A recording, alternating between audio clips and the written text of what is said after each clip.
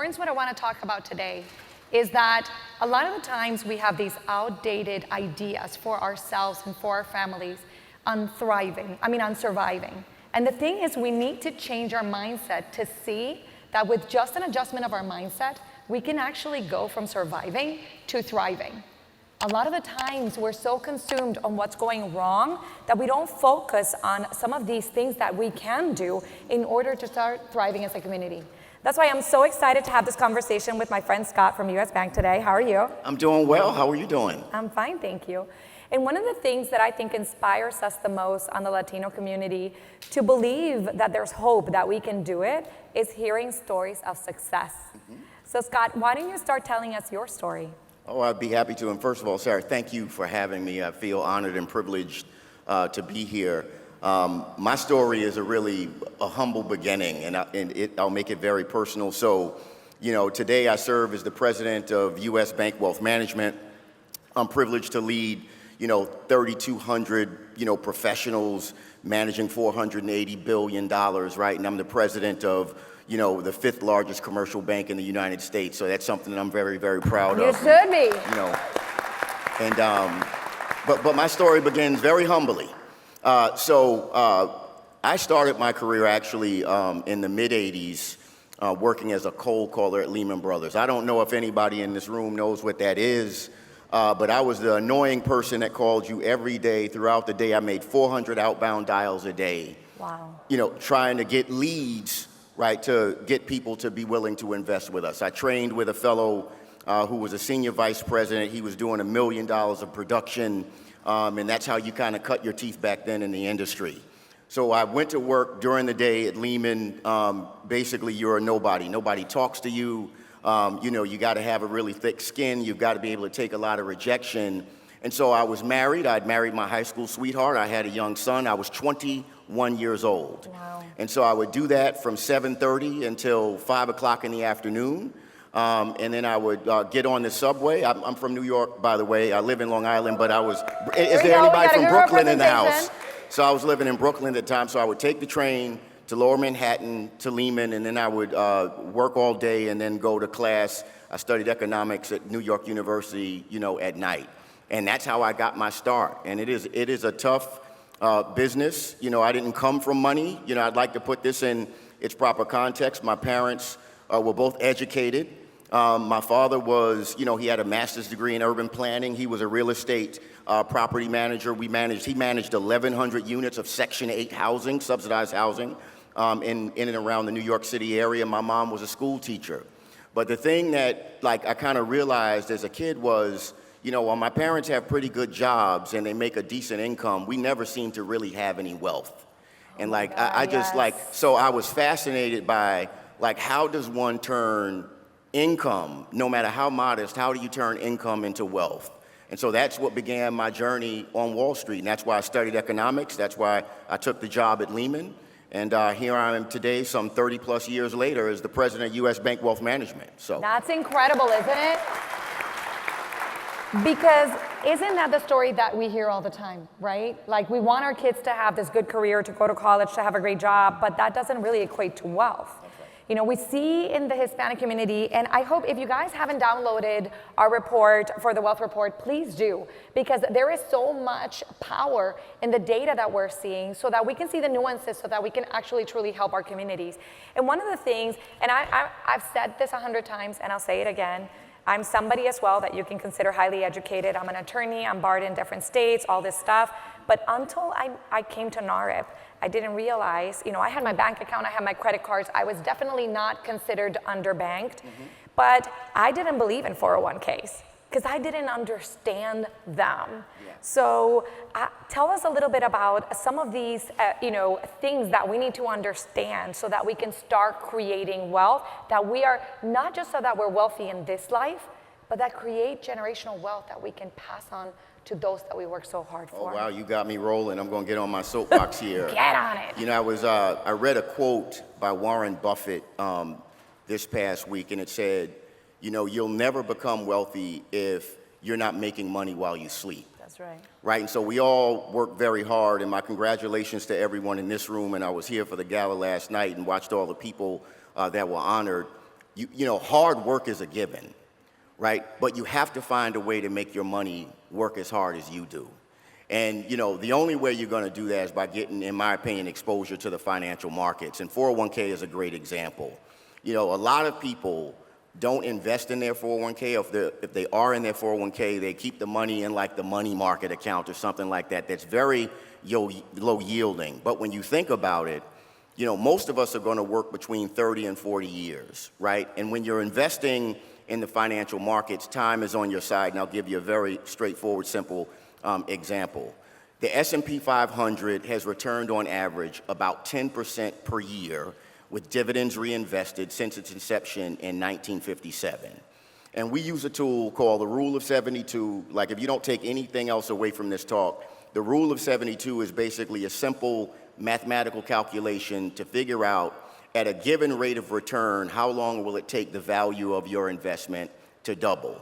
So if you think about, okay, the S&P 500 has returned on average 10% a year with dividends reinvested.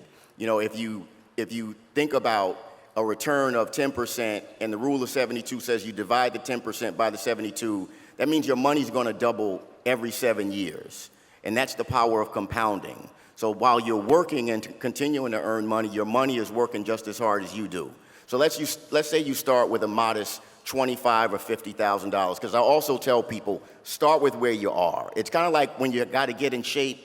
Most people, they want to kind of get it together before you go to the gym. No, at some point you just have to show up at the gym and start to do the work. So that $25,000 over 7 years is going to become $50,000 if you don't put another dime away. And then over the subsequent, 7 years, that $50,000 is going to become $100,000. So that's the power of compounding, and that's what the stock market and the capital markets offer specifically. And if you think about the size of those markets, the global stock market is $115 trillion. The global bond markets are $140 trillion. So if you're getting exposure to that, you're going to have the opportunity to grow your money over time. So with it, the way that I look at my financial planner, I always say that as a business owner, my financial planner is part of my dream team. Mm-hmm. The same way that I have a coach for sales, the same way that I have a coach to be able to learn how to run my business the right way, an accountant that's looking at my tax deductions, my financial planner is the one who's an expert on everything that you're saying, to be able to figure out what to do with my money in order to be able to compound it. And I think I want to make a point here, because I think a lot of the times, especially Latinos being a younger generation, where they're starting to get college educated, so a lot of them come out of college drowning in debt, and then they're thinking like, I can't put money into a 401k or work with a financial planner or put money into stocks because I need it to pay my debt. But when you start looking at, how you can compound that interest, it can actually start creating some real wealth for you, and that's what a financial planner can actually do. What are some other things that people need to be thinking about that are some strategies that can help them start creating that wealth? Well, one thing I would certainly encourage you all to do is, and I think I read in your study, something like 30 to 40% of the Hispanic community invests in or has available a 401k plan at work. If you have one available at work, please participate in it, at least up to the company match. So let's say your company match is like 6%. You should put in at least 6% and try to increase it every year by 1% or 2%, because what they match is you're basically doubling your money. Yeah. I don't know any other investment where you're going to get a 100% return. They're going to match you dollar for dollar of that first 6% that you put into it. And what I tell people is, start with where you are. The first thing I would suggest is, and by the way, we just, people of color, just generally speaking, finance most of our college educations through student loans. That's how I financed my college education. You have a lot of flexibility. You can refinance them, you can extend it out, but you do both, right? Don't try to wait and pay off all your student loans and then you have no money in savings that's compounding over time, because your student loan balance is just like the mortgage balance is going to decline over time. and the value of your 401k account is going to, or any retirement account or any investment account is going to increase over time. So try to do both. The other thing I encourage people to do is please make sure you have an emergency fund, right? If you're single, you should have 6 months of your living expenses saved in like a savings account that's liquid, just in the event of an emergency. God forbid, you could lose your job. That's happened to me. You know, corporate America, sometimes there are job eliminations. It could take you 6 or 7 months to find another job. If you're married, or if you have a significant other or any kind of partner where you're combining income for your household, 3 months is probably enough. But you've got to have that savings. And one startling statistic is something like 47% of all Americans could not come up with $400 in the event of emergency. Because that's like, so that means like half this room wouldn't be able to come up with $400. Your car breaks down, your refrigerator. This room. Well, not this is room. The top There's some percent. other rooms. Like, I'm just speaking general. I know that would not be the case in this room, but have the emergency, have your emergency fund in place. And it doesn't have to be exorbitant, but just have something set aside in the event of a rainy day. I think our parents kind of knew that well. And then, try to keep your like credit card debt and things like that down. There's a saying with regard to your credit score, keep it 100. I say keep it 700.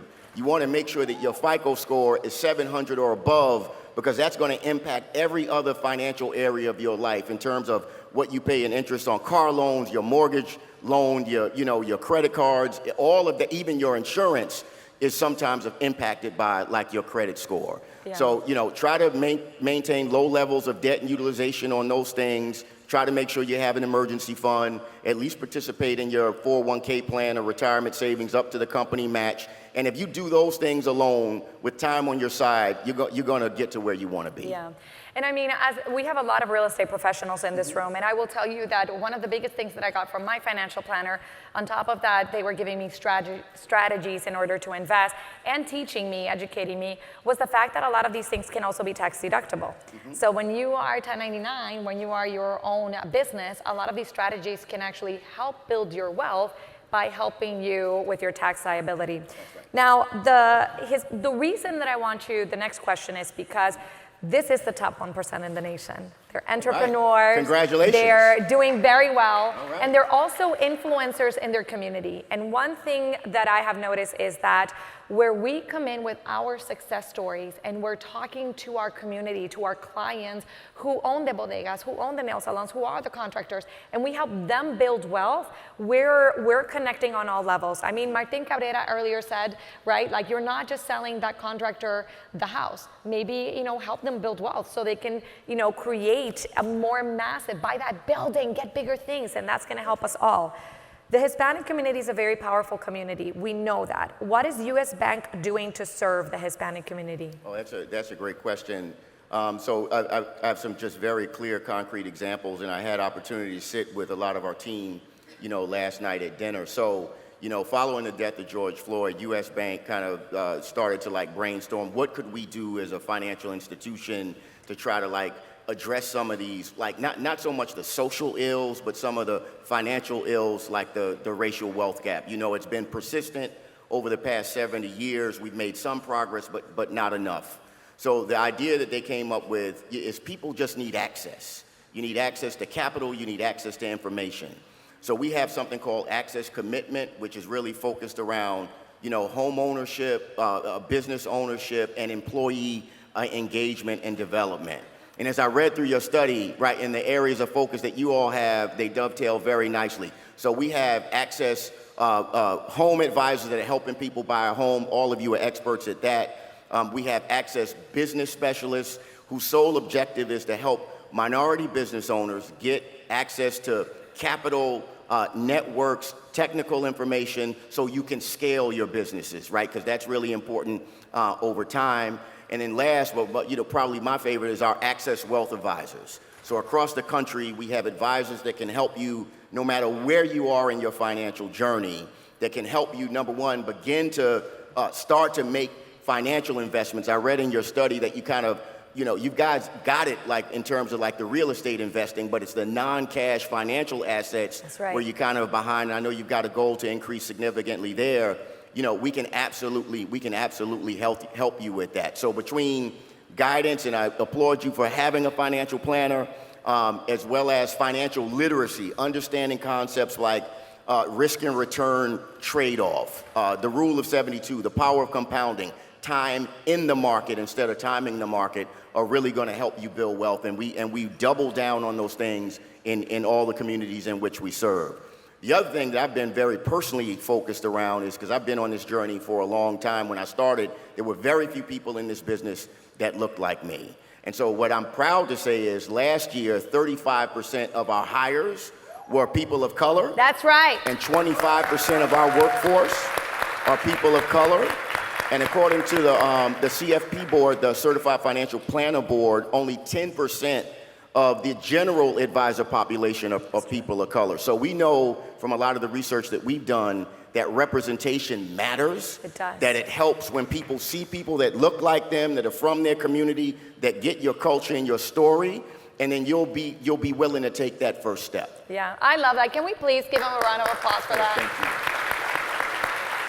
So a couple of things, and this is where I really want to connect, and I want to do the call to action to you guys. Do you know how, as real estate professionals, a lot of the time you tell people, even if you're not ready to buy right now, come talk to me, because we're going to put you in a way, in a path for you to learn how to be able to buy that home within the next year or two.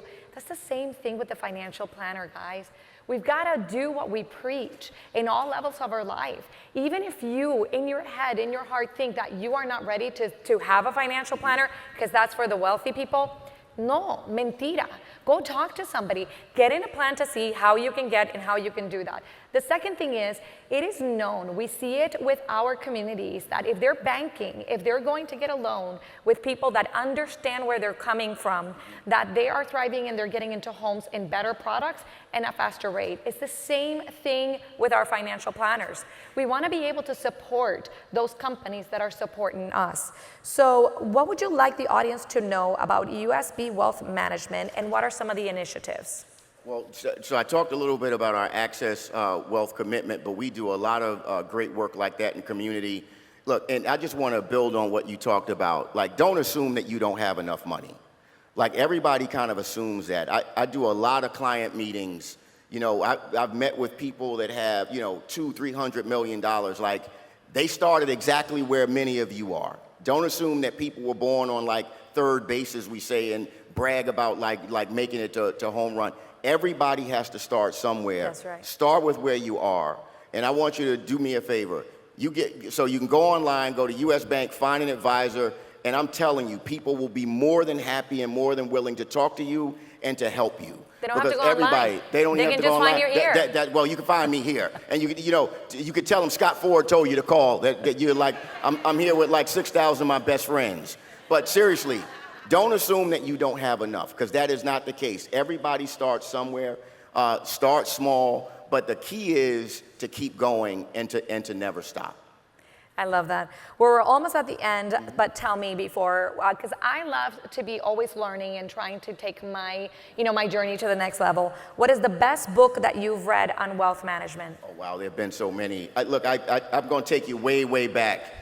So early in my career as an advisor, I read this book, The Millionaire. Well, there were two books that come to mind. One is The Richest Man in Babylon. I've read it, yeah. Has anybody read that? You know, that's a classic. And then The Millionaire Next Door.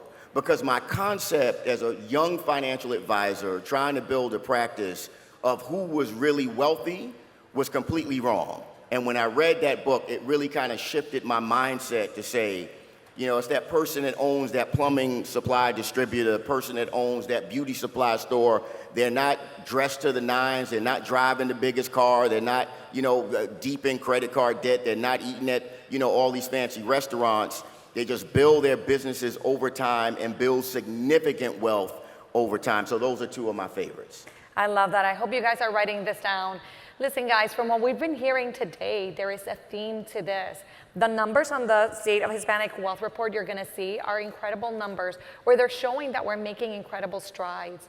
But the thing is that in order for us to be able to close that wealth gap, we have to be smarter. It's not about working harder. It's not about getting that job where we make a little bit more. It's about how our money makes money while we sleep. So do yourself a favor. Come talk to them. They're downstairs, right? Yep.